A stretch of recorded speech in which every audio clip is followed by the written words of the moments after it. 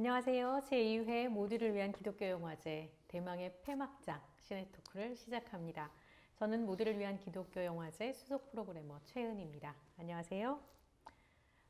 오늘의 토크는 성결대학교 윤영훈 교수님과 함께합니다. 선생님 인사해 주시죠. 예, 안녕하세요. 윤영훈입니다. 네, 윤영훈 교수님께서는요, 대중예술과 문화에 대해서 아주 해박한 지식을 갖고 계십니다. 그리고 애정도 갖고 계신 분이시고요. 예.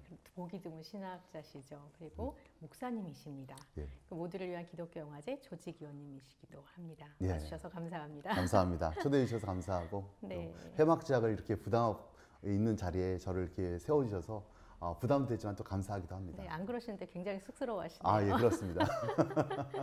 네, 이렇게 뵙게 되니까 너무 또 반갑고 좋고요. 예. 네, 오늘은 폐막작 문신을 한 신부님을 가지고 이야기를 해볼 텐데요. 예. 간략하게 영화에 대해서 먼저 영화 소개를 제가 해드리도록 하겠습니다. 예. 물론 영화를 보고 오신 분들이 대부분이시겠지만요. 소년원에서 가석방으로 출소해서 나오는 다니엘이라는 청년이 있죠. 이 청년은 토마시 신부를 굉장히 존경하는데요. 이분 같은 훌륭한 목회자가 되고 싶다, 훌륭한 성직자가 되고 싶다라는 꿈을 갖고 있었지만 사실은 불가능하다는 얘기를 들어요. 왜냐하면 전과자는 신학교에서 받아주지 않는다 이런 얘기를 해가지고요.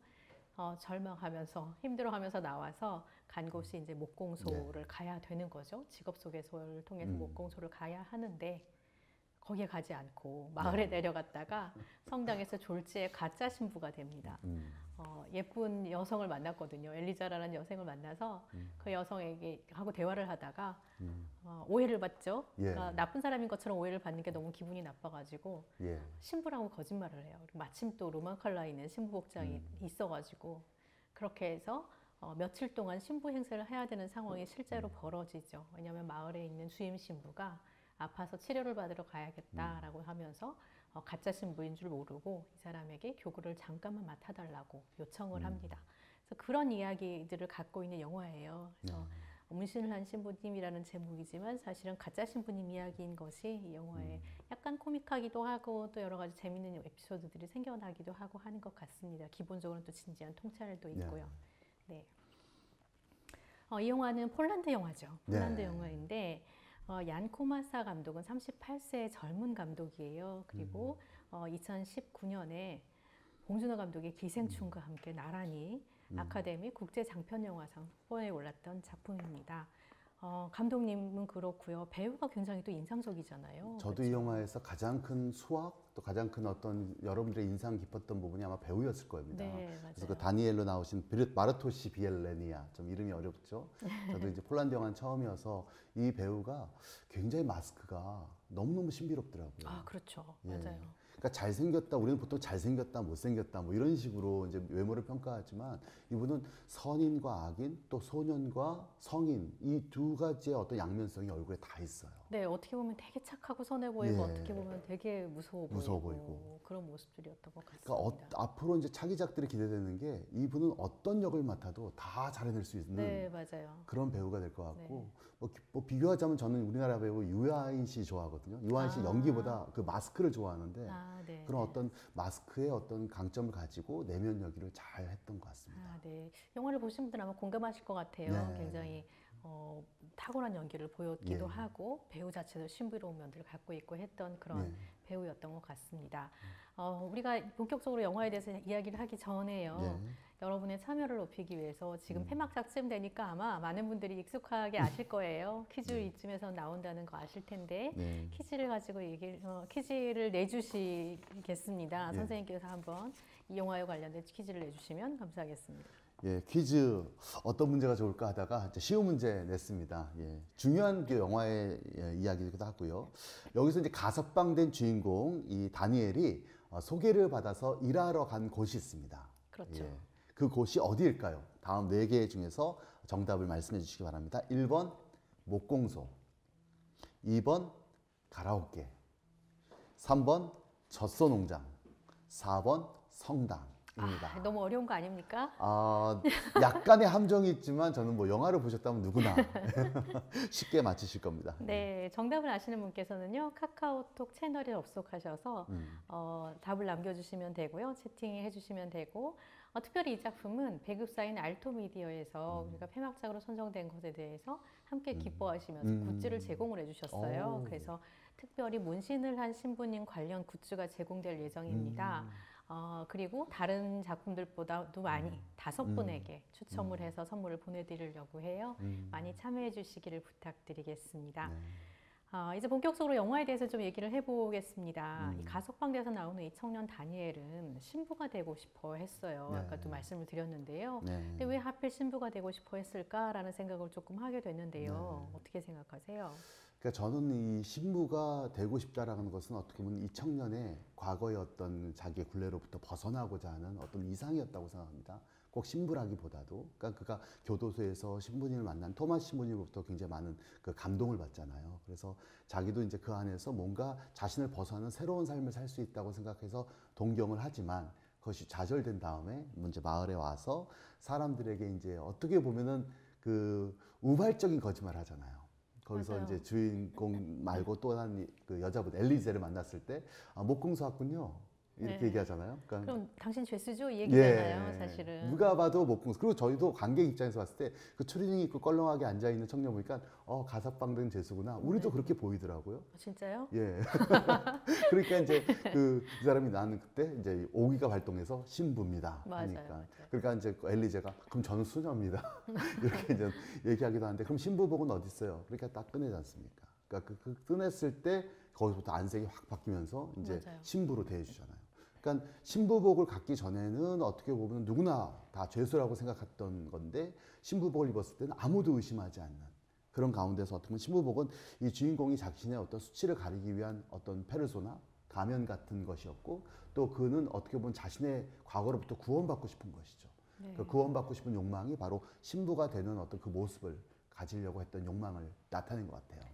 네, 근데 다니엘이 목공소를 가잖아요. 가기는 갔어요. 그렇죠? 네. 근데 갔다가 이렇게 쳐다보고 있다가 다시 나와요. 그리고 사실은 안 가는데 그때 종소리가 들리는 게 이제 저는 굉장히 인상적이었어요. 언덕 위에 이렇게 올렸는데 종소리가 들려서 어떻게 보면 뭐에 끌리듯이 이제 마을로 내려온 거거든요. 성당의 그 모습을 보고 십자가 보고 종소리 듣고 내려오면서 마음의 평화를 찾고 싶지 않았을까라는 생각을 하게 됐어요. 근데 이 마을도 보면은 뭐 아니나 다를까 굉장히 평화로운 마을이죠. 그래서 이 마을의 모습이 또 굉장히 인상적이었던 것 같아요.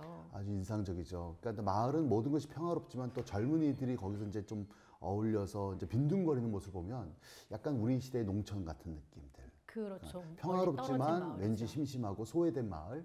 그래서 아무 일도 없었던 곳 같지만 사실 거기 안에서 굉장히 많은 일들이 작용하고 있었던 그런 장소이기도 합니다. 네. 이 마을이 사실은 보면 상처가 있었다는 것을 이제 알게 되는 게 마을 어귀의 게시판에 추모하는 그 어떻게 보면 영정사진, 사진들이 맞습니다. 다 걸려 있는 그런 이제 모습들을 보게 되는데요. 거기서 사람들이 이제 매일 아침 저녁으로 와서 애도의 기도를 드리면서 이제 뭐 함께 그 사람들을 추모하는 그런 모습들을 보면 그냥 큰 일이 있었지만 사람들이 나름대로 뭔가 극복해가고 있는 것 같은 그런 모습을 보여주는 것 같아요. 근데 이제 이게 사람들이 사실은 마음속에 분노와 슬픔이 가득해 있었다는 것을 알게 되는 것이 이제 이 다니엘이 알게 되는 것이기도 한데 저는 인상적이었던 것은 여기 있는 사람들이 그렇게 얘기하는 거예요.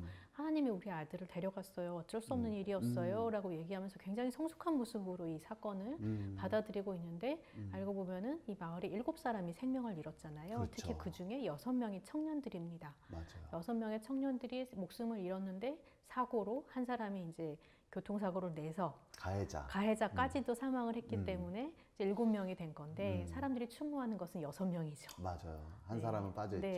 그러니까 다니엘의 입장에서 볼 때는 거기에서 굉장히 좀 자기하는 의아함이 있었고 그 배제된 한 사람에 대한 어떤 모습 가운데 자기와의 어떤 동질감들을 느꼈을 것 같아요. 그러니까 그 어떤 면에서는 그 가해자도 의도하지 않았을 수 있어요. 그러나 큰 어떤 무서운 결과를 가져왔는데 아마 다니엘도 아마 어렸을 때 뭔가 자기가 큰 의도는 없었지만 범죄를 저지르게 되고 그래서 감옥으로 갔을 거고 또 그런 말이 다니엘이 저지른 범죄에 대해서는 친구가 밝히죠. 예, 고해성사를 맞아요. 하는 맞습니다. 것처럼 예. 고해성사를 하는 것처럼 이렇게 맞아요. 옆에 와가지고 다니엘의 과거를 이렇게 자기 과거처럼 얘기를 하는 다니엘 깜짝 놀랍니다. 예. 보니까 우발적으로 예. 허세로 사람들에게 맞아요. 과시를 하려고 어떤 예. 사람을 때렸는데, 그러니까 친구를 때린 거죠. 예. 그래서 이제 폭력을 행사를 했는데 이 사람이 사망을 해서 이제 맞아요. 교도소에 가게 됐고, 교도소에도 위험해진 것은 그 아이의 형이 오로지 다니엘을 죽이겠다는 일념 결심으로 하나로, 예. 교도소로 들어온 거죠. 예.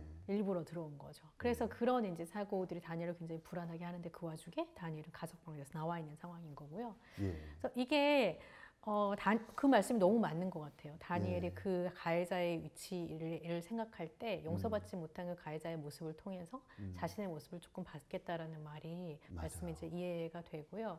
저도 이 부분에서 이제 생각했던 게 그런 거예요. 충분히 애도하지 못한 공동체의 아픔이 굉장히 크다라는 생각을 하게 됐거든요. 특히 이제 우리 사회도 요 몇 년 동안 애도의 문제가 굉장히 중요한 화두죠. 어떤 예. 화두였고, 또 젊은이들의 죽음, 안타까운 죽음에 대해서 많이 생각할 기회가 있었잖아요.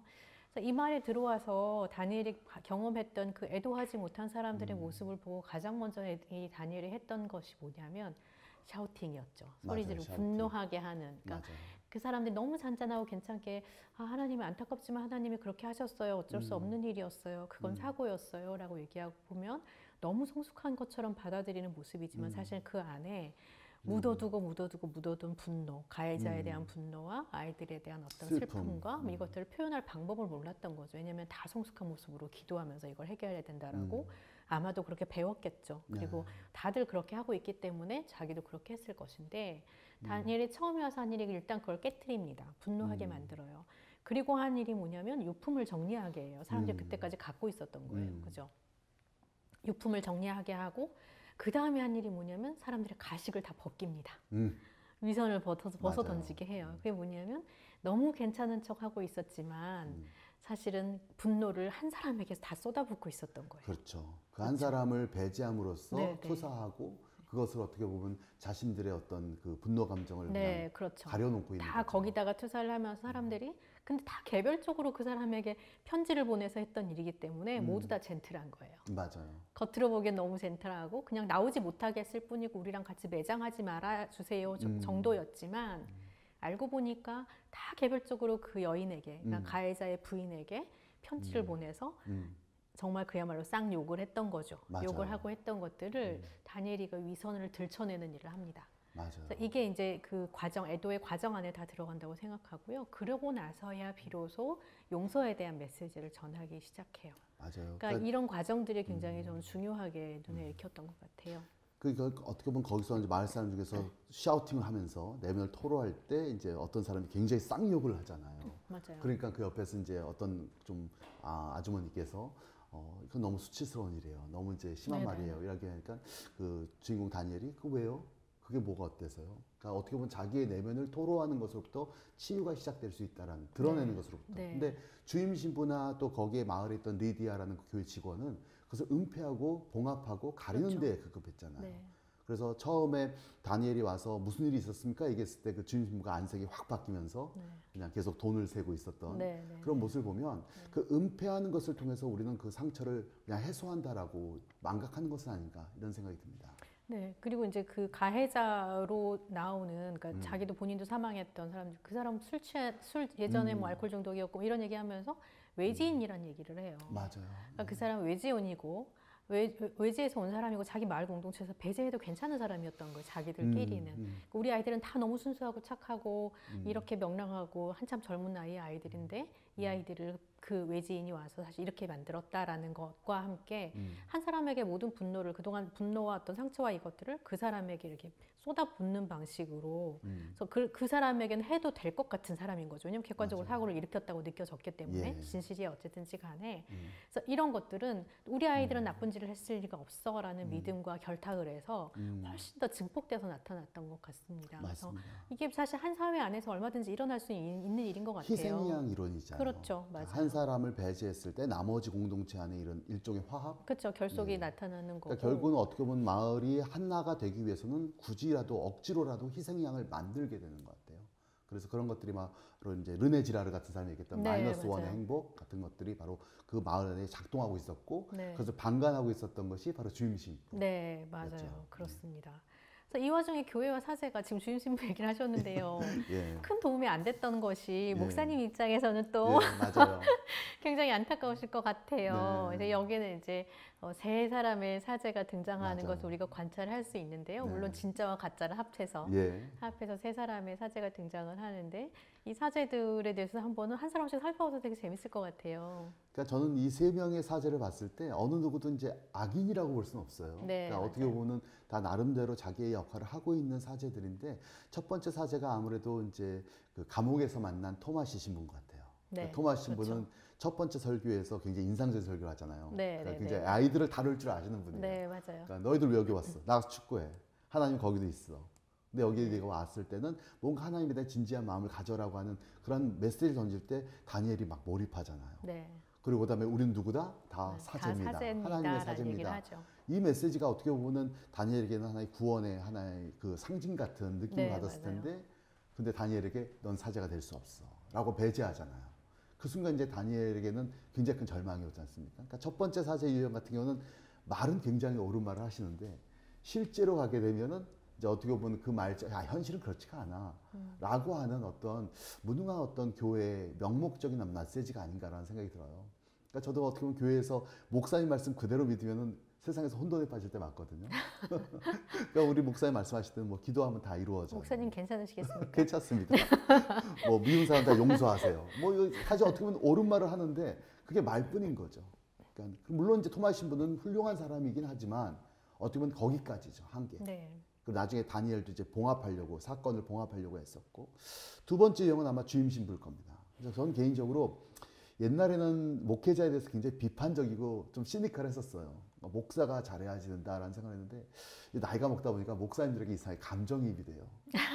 그래서 그러니까 구임 신부도 굉장히 마음속에 뭐랄까요? 그러니까 측은지심도 있고 그렇죠. 공감도 네, 하게 네. 되더라고요. 되게 힘들어하잖아요. 맞아요. 사실은. 그러니까 젊었을 때는 굉장히 희망을 갖고 목회에 뛰어들으셨을 텐데 나이가 드시면서 어떻게 보면은 매번 하는 일들이 이제 루틴이 되고 종교적인 습관이 되고 그러고 나서 이제 주변 사람들에게 휘달리는 것 같아요. 교회에서는 교회 직원 리디아한테 휘달리고 그다음에 목공소 사장한테 휘달리고 맞아요. 예. 그러면서 어떻게 보면은 매일매일 알코올 중독으로 그냥 술을 마셔야만 잠들고 그런 어떤 모습들이 저는 어떻게 보면 오늘날에 좀 맥이 빠져 있는 또 다른 어떤 목회자 유형을 보여주는 것은 아닌가 그런 생각이 들었고요.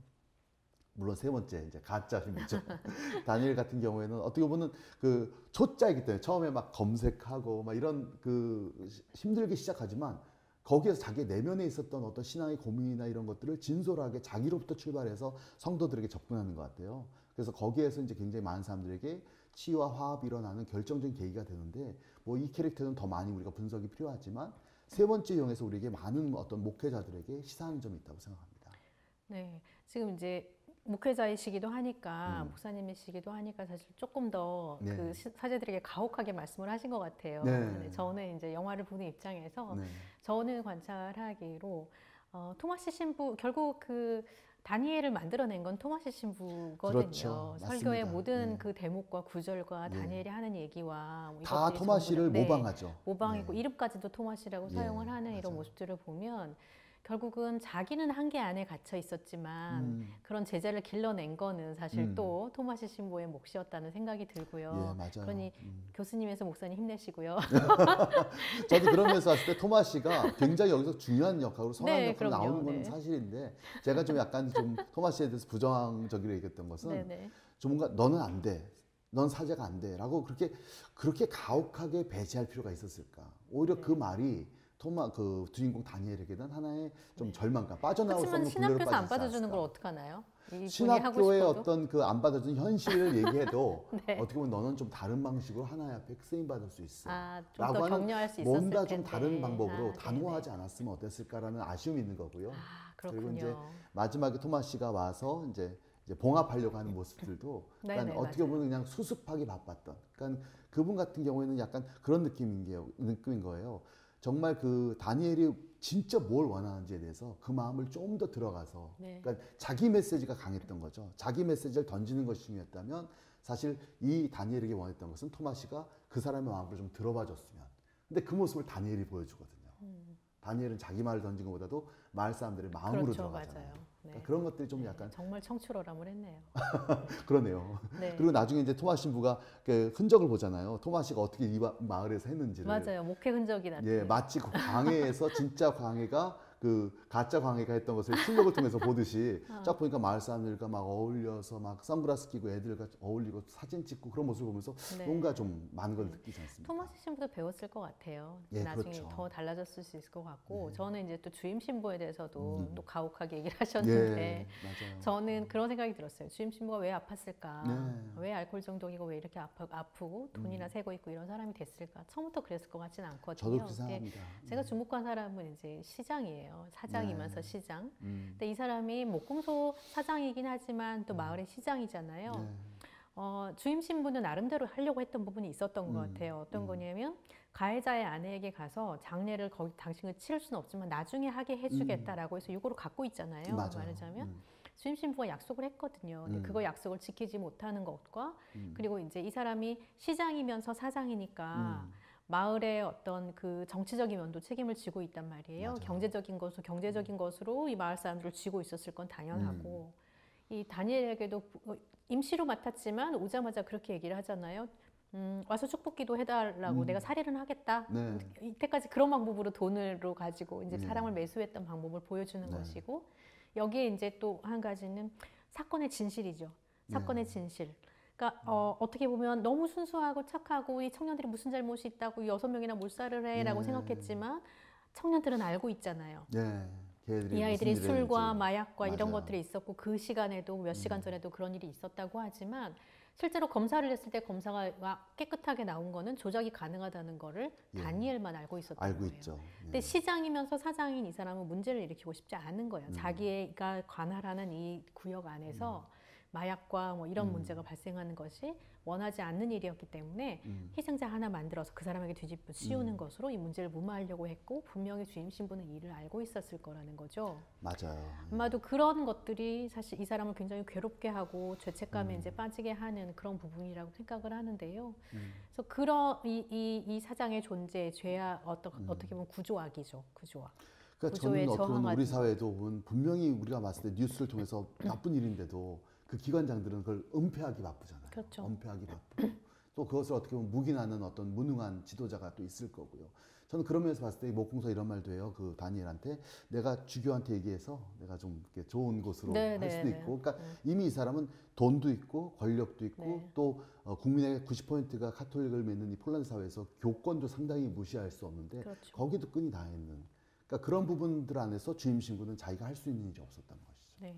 주임 신부는 이제 그렇게 걸려 있으니까 그렇고 이 다니엘은 전혀 자기는 그런 데에 구속되지 않은 사람이기 맞습니다. 때문에 와서 봤을 때 그걸 저항할 수 있었던 거죠. 맞아요. 그래서 축복 기도를 하러 가가지고 예, 맞아요. 네, 거의 저주에 가까운 기도를 하는 거죠. 겸손하지 못해서 용서해 주시고 뭐 이런 거 예. 있잖아요. 풍요만 바랬던 돈을 거. 쫓지 않게 하시고 네, 권력을 쫓지 쫓지 않게 않게 하시고 하시고. 명예를 쫓지 않게 하시고 네, 거의 은혜 받을 만한 은혜 받지만 사장은 거기서 이제 딱 알아듣잖아요. 네, 그렇죠. 그래서 안색이 변하고, 근데 그 와중에 이제 무릎을 탁 꿇고 이렇게 그것도 기도하는. 진흙바닥에서.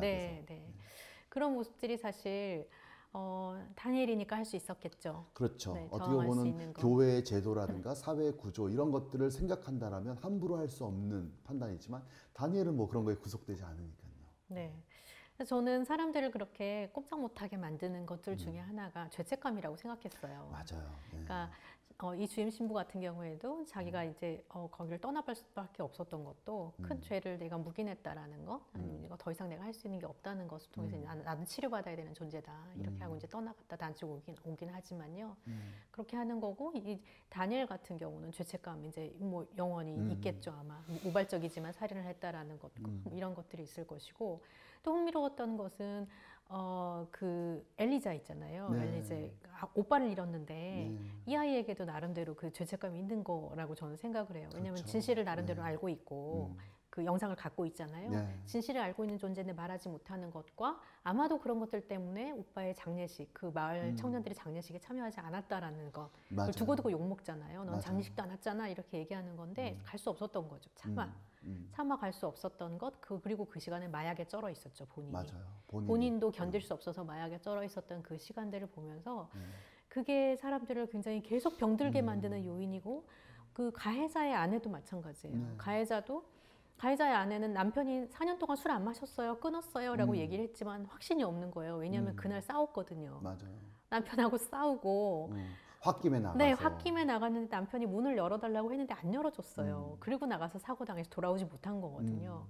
그러니까 이 상황을 봤을 때 이 여인도 굉장히 그 많은 고초를 당하면서도 사람들에게 비난받고 멸시당하고 욕먹고 하면서도 저항하지 못하거나 아니면 그냥 기다릴 수밖에 없었던 것도 마음속에 그런 죄책감이 있었을 거라는 얘기예요. 그러니까 남편을 그렇게 받아주지 않았다는 것과 혹시나 이 사람이 가서 술을 마셨을 수 있잖아요. 그렇죠. 확신할 수 없는 것들이 사실 그게 사람들을 굉장히 병들게 만드는 어떤 요인들이었고 마을 사람들 각자에게 그런 죄책의 요소들이 있었던 것 같다는 생각을 이 작품을 보면서 하게 됐어요. 그게 슬픔과 결합하면서 그걸 표출하게 못하게 만드는 걸로 응어리져서 남아있던 것이 한 사람에 대한 분노를 이렇게 몰아쳐가는 것이 마을 사람들이 처했던 그런 상황이었던 것 같아요. 진실을 막는 어떤 요소들이 있었던 것 같고요. 네. 그런 면에서 가짜지만 다니엘이 집례하는 그 예배도 네, 아주 굉장히 인상적입니다. 인상적이죠. 모델로 삼아도 될 만한 어떤 인상적이에요. 네. 진짜 저 어떻게 보면 다니엘이 복사로서 그 감옥에서 신부들을 정성껏 돕잖아요. 그러니까 그 시간이 어떻게 보면 다니엘에게는 정말 그 교도소에서 의미 있는 시간이었을 텐데, 그러니까 그런 어떤 배운 걸 통해서 이제 처음엔 모방을 시작하지만, 그러니까 첫 번째 설교 인상적이었어요. 첫 번째 설교에서 처음에 말을 어떻게 할지 되게 우리 관객이 불안하거든요. 네네네, 그쵸. 제가 어떡하지? 실수하면 어떡하지?라고 하는 불안함이 있는데 거기서 여기 왜 오셨습니까? 하나님 밖에도 계시는데 나는 그냥 기계적으로 기도하고 싶지 않습니다. 그러니까 네. 똑같이 토마스 신부의 말을 그렇죠. 얘기하면서 네. 그러면서 갑자기 이제 딱 저분을 가리키고 이제 저는 그냥 저분께 아뢰일 뿐입니다. 라고 하는 그 진솔한 그 표현, 자기의 어떤 사제의 권위로서 내가 나가는 게 아니라 어떻게 보면 진솔하게 자기의 어떤 약함을 드러내는 모습 가운데 성도들의 마음이 조금씩 열리는 거예요. 그리고 전 그 다음에 발전합니다. 이제 이게 발전해서 두 번째 설교할 때는 그 아이를 보세요. 여기가 네네. 천국이에요 하면서 갑자기 그 성수를 막 아이들한테 막 뿌리고 자기도 막 뒤집어 쓰면서 일종의 환희가 일어나잖아요. 네. 저는 그런 것들이 바로 이때 다니엘이 했던 예배는 어떻게 보면 그러니까 형식적인 어떤 기계적인 것이 아니라 그 순간 다니엘이 가지고 있었던 가장 중요한 진심과 어떤 성도들의 공감을 연결하는 진짜 사제, 그러니까 그 마음을 연결하는 역할을 저는 했다고 생각합니다. 네. 결국 이제 이 문신이라는 신부님이라고 했을 때 문신이라는 것은 사실 상처잖아요. 예. 몸에 이렇게 상처를 내서 예. 새겨놓은 어떤 흔적이라고 볼 수 있는데 네. 어떻게 보면 이 문신이 갖고 있는 양면적인 의미도 대단한 것이 문신이 오늘날은 또 예술이잖아요. 그렇죠. 타투, 아트죠. 그림을 그리는 것이고 예술이고 그런데 그걸 하려면 또 상처가 나야 되는 거고 그렇죠. 아픔이 있어야 네. 되는 거고 이런 굉장히 이중적인 의미들이 이 작품 안에 많이 들어가 있는 것 같아요. 그런 의미에서 한국 제목을 참 잘 정한 것 같아요. 네, 그러니까 문신을 한 맞아요. 신부님, 원래는 이제 그 네. 코퍼스 크리스티, 코퍼스 크리스티죠. 그러니까 성체 축일, 뭐 네. 성체 이런 것이면 굉장히 그리스도의 몸을 가리키니까 네, 더 네, 네. 종교적인 질문인데 오히려 문신과 신부가 이렇게 비교되면서 그 양면성을 잘 드러내는 멋진 제목이라는 생각이 들어요. 네. 그래서 뭐 사제복과 죄수복 뭐 맞습니다. 이거에 대한 어떤 이중적인 그런 의미들도 있고 예. 네. 그런 것도 굉장히 의미가 있었던 것 같아요. 그래서 마지막에는 이제 저는 엔딩에 대해서 이제 우리 마지막 얘기를 해봐야 될 것 같은데요. 네. 사실 문신의 그런 의미들을 생각했을 때 네. 문신을 이렇게 옷을 벗어서 보여주고 멋있게 이렇게 쫙 나가고 우리가 아 그렇지 그리스도의 몸이 그런 의미가 있지 생각하고 이렇게 멋지게 끝나도 됐을 것 같거든요. 네. 근데 사실 이 영화의 엔딩은 좀 충격적이죠. 예. 네. 그러니까 저도 그 마을 가운데 엔딩을 두 가지로 생각을 해봤어요. 하나 마을 입장에서 봤을 때는 어떻게 보면 굉장히 큰 화해와 구원이 이루어진 것 같은 느낌인 거예요. 네. 그러니까 마침내 가해자의 부인이 용기를 내서 교회에 나왔고 그 교회에 나온 그 가해자의 부인을 또한 이렇게 받아주는 것이, 그러니까 들어와 고개를 끄덕끄덕하면서 그 레이나가 수용하잖아요. 리디아가요. 네. 그러니까 그 리디아라는 인물이 어떻게 보면은 가장 가해자를 따돌림시켰던 맞아요. 사람인데 오히려 그를 수용하고 또 문신을 드러내고 나갈 때도 축복합니다라고 하면서 오히려 영화에서 가장 성장한 인물이 아마 어떻게 보면 그 리디아라는 생각이 들었어요. 그러니까 영화에서 마지막에 종교적인 위선에 갇혀 있다가 진정한 어떤 치유와 용서와 화합이라는 것을 깨닫게 되는 것 같은 인물이고, 그래서 마을은 어떻게 보면 뭔가 이렇게 봉합이 되는 것 같고 평화가 오는 것 같고 주임 신부도 마침내 복귀하셔서 좀 더 힘있게 얘기하는 것 같은데, 근데 다니엘 입장에서 보면, 주인공의 입장에 보면 갑자기 감옥으로 다시 돌아와서 거기서 이제 굉장히 큰 네. 폭력에 빠지게 되고, 그리고 그 주특기인 박치기를 이용해서 얼굴이 막 피투성이가 피투성이가 되잖아요. 됐죠. 그래서 그 피투성이가 된 얼굴을 끝날 때 클로저로 보여줬을 때, 그러니까 저는 여기에서 굉장히 큰 그 관객의 입장에서 본다면 관객이 바라지 않는 엔딩이었을 거라는 생각이 들어요. 관객은 어떻게 보면 이런 영화 가운데 모두가 다 해피엔딩으로 끝났으면 얼마나 맞아요. 좋았을까.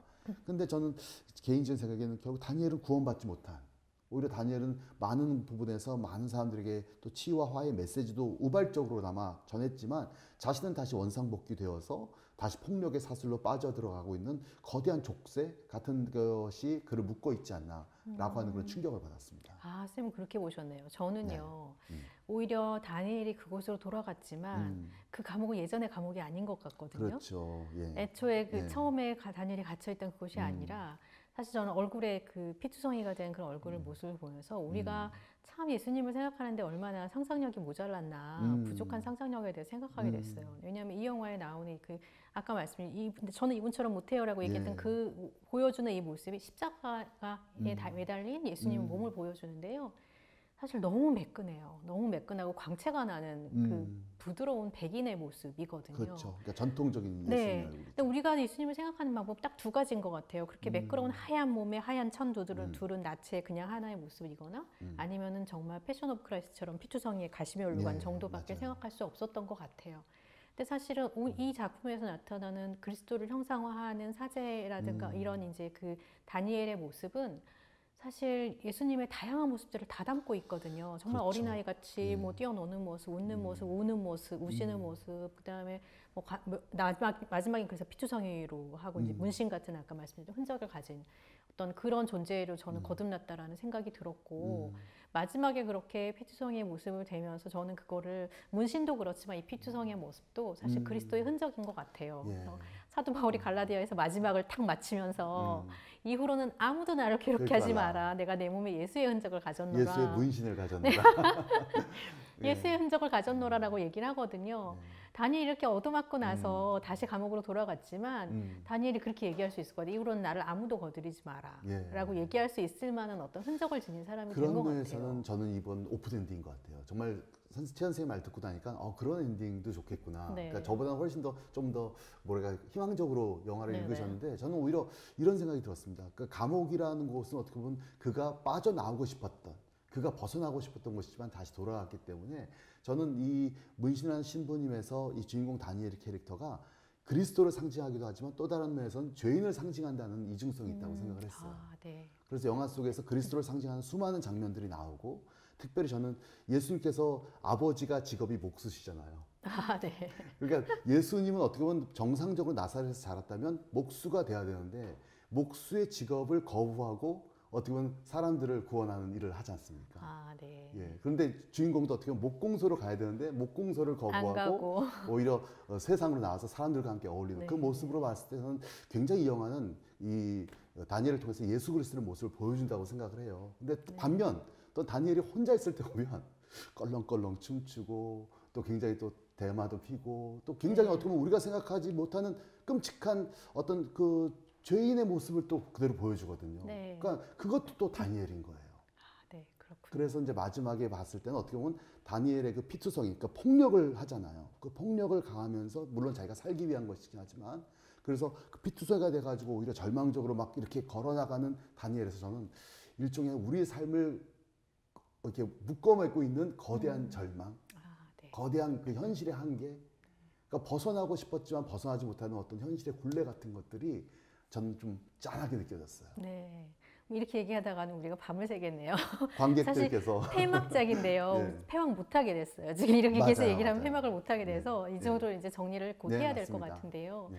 그래도 너무 아쉬워서 이 장면, 너무 좋았던 장면이 있어서 얘기를 하셔야겠다는 장면 있으신가요? 하나 정도만 저는 얘기를 하나 해보죠. 정도는 네. 가장 인상적인 장면이 역시 그 다니엘의 목회 장면인데요. 이 장면은 영화에서 제일 저는 재밌었어요. 저도 네. 모르게 웃음이 터졌던 장면인데 고해성사를 받는 장면. 처음으로 이제 고해성사를 하는데 네네네. 어떤 어머니가 와서 얼떨결에 대신하게 되는 성사 말씀하시는 우리 애가 12살인데 담배를 펴요. 어떻게 해야 될까요? 그 장면에서 그 통화 다니엘이 센 담배를 사주세요. 다시는 안 피울 거예요. 다시는 안 피울 겁니다. 성도님 담배를 줘도 좋고요. 전 안 피우는데요. 아니 담배 냄새가 나는데요. 그러니까 어떻게 보면 거기서 얼마 자주 때려요. 가끔요, 맞아요. 자주요. 그러니까 그러면서 자기는 아이를 때든 진짜 죄책감은 아이를 때린다는 거잖아요.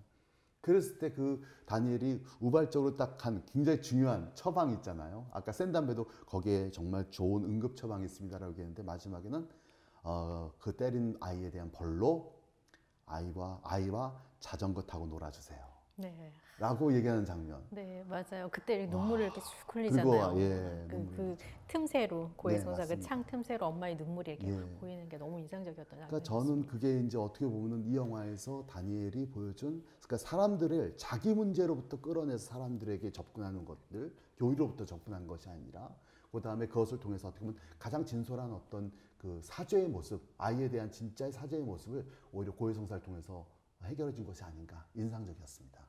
네. 선생님 같은 경우에도 있으신가요? 네, 저는 이제 아까 그리스도의 하얀 몸이 굉장히 인상적이었다고 말씀드렸는데요. 그 하얀 몸을 보여지는 그 장면 미사를 할 때 유난히 이 떡 있잖아요. 네. 그 성찬하는 그 떡이 유난히 하얗게 이렇게 크게 보이는 장면이 있었어요. 이제 그런 건데 나중에 이제 그 주임 신부님이 다시 나타나잖아요. 나타나서 했던 마지막 설교가 저는 굉장히 인상적이었는데요. 맞아요. 그때 이제 이렇게 얘기를 합니다. 모든 비극은 우화입니다. 라고 얘기를 해요. 우리가 하나님을 떠난 일에 대한 우화예요. 라고 맞아요. 얘기를 하면서 저 자신도 우화입니다. 라고 얘기를 해요.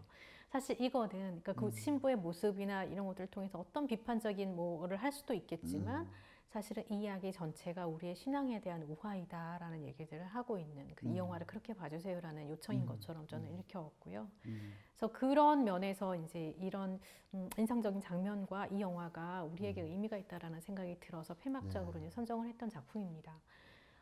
사실 어려움이 많은 시절이잖아요. 맞습니다. 다들 어려움이 많고 많은 사람이 불안이나 절망이나 또 이런 것들을 풀어놓을 공간이나 대상을 찾지 못해서 굉장히 분노하고 있는 것들을 많이 봐요. 그걸 어디서든 어떻게든 표출을 하고 있죠, 사실은. 어떤 대상이든 찾아서 가장 약한 존재를 찾아서 하는 것 같거든요. 그런 어떤 경우에는 그렇게 개인적으로 행동으로 나타나거나 집단적인 행동, 돌출 행동으로 나타나거나 더 심하게는 테러로 나타나기도 하고 맞아요. 뭐 이런 것들이죠. 어떻게 보면 이게 다 병든 공동체의 증상들이거든요. 그래서 이런 것들은 진실을 은폐하는 것, 우리의 내면의 진실이든 아니면 사회의 진실이든지 간에 진실을 은폐하는 어떤 권력 이런 것들은 공동체를 병들게 하는 것 같아요. 그래서 우리가 여기에 대해서 많은 비판의 말들을 하고 분노하고 또 권유하고 함께 속상할 수도 있겠지만 결국 이 세계에 대한 고민은 우리의 고민은 그리스도의 희생과 죽음에서부터 그리스도인들이라면 거기서부터 시작돼야 되지 않을까라는 생각을 하게 됐고요. 예수님이 남기신 것들로부터 시작돼야 되지 않을까라는 믿음에서 그리스도에 대해서 생각할 수 있는 이 작품을 선택해봤어요. 이 작품이 아까 말씀하셨지만 이 작품의 원제는 코푸스 크리스티라는 제목을 갖고 있거든요. 그리스도의 몸이라는 뜻이에요. 근데 이제 이게 가톨릭에서는 성체 축일이라는 축제로 맞아요. 기념되고 있는 것이기도 하고, 그래서 그런 면에서 그리스도의 몸은 우리에게 고통이기도 하고 고통의 흔적을 안고 있는 것이기도 하면서 또 한편으로는 우리한테 축제가 되기도 하는 부활이고 또 네, 그것이 또 생명이고 그렇죠. 희망이죠. 네. 그래서 우리의 어떤 많은 병든 공동체의 어떤 모습들 또는 두려움과 절망과 또 우리 이번에 저희 주제가 불안과 절망과 또 불안정함, 불확실함 이런 것들을 바탕으로 이제 괜찮지 않다라는 주제를 정했는데요. 괜찮지 않으니까 그래 어떡해 라는 어떤 더 심한 그런 절망에 맞아요. 빠지기 전에 우리가 그리스도의 몸을 기억하고 그리스도가 남기신 어떤 흔적들을 생각하는 시간이 됐으면 좋겠다. 우리 그렇게 마치면 참 좋겠다라는 생각이 들어서 폐막작을 이 작품으로 선정을 했습니다. 그래서 우리가 함께 고민하면서 더 많은 이야기를 나눌 수 있으면 좋겠고요. 오늘 풍성한 이야기로 자리를 채워주신 윤여원 교수님께 감사를 드립니다. 네. 그리고 함께 해주신 여러분께도 감사드리고요. 저희는 내년에도 더 잘 준비된 모습으로 여러분 찾아뵙도록 하겠습니다. 감사합니다. 감사합니다.